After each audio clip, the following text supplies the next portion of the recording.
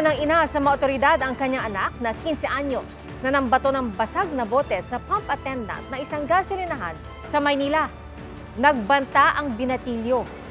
Naniniwala umano siyang hindi siya makukulong dahil menor de edad siya. Saksi, si Gabriel Gonzalez. Animoy nagpapatintero ang isang lalaki at ilang pump attendant ng gasolinahan sa Sampaloc, Maynila. Todo iwas ang mga pump attendant. May hawak palang basag na bote ang lalaki, umastang maglalakad palayo ang lalaki.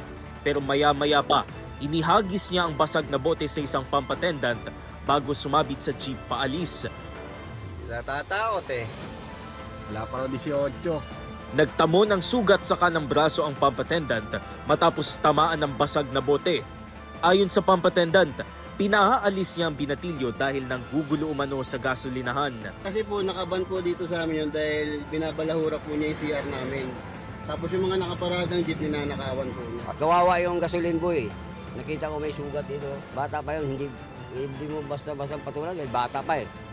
Problema yung tigas eh. Matigas ang gusto niya, siya pa yung tama eh. Ang sinakyan niya, balik-balik kaya po. Yun, tumakbo yan. Tumakbo. Masyadong matapang yung bata eh. Talagang kahit kami, natakot kami. Talagang palaban na palaban siya eh. Ang last word na narinig ko sa kanya eh, parang kahit saksakin kita, eh hindi ako makukulong. So nagulat ako. Kaya talagang binidyo ko na siya. Ang menor de edad sa video, isinuko ng kanyang ina sa mga otoridad. Sa gitna ng pag-aresto, nambanta pa ang binatilyo.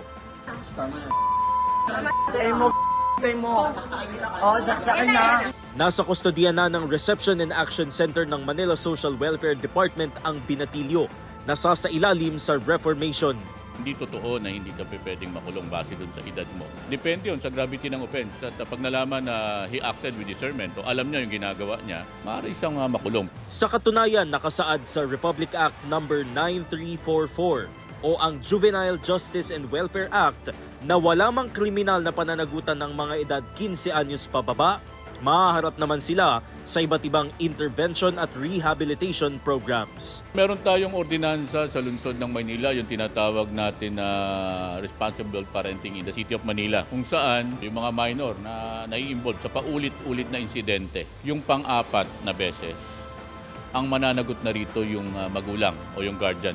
Depende ito sa edad ng bata. Mas mababa yung edad ng bata, mas mataas yung penalty. Ako si Gabriel Gonzalez, ang inyong saksi.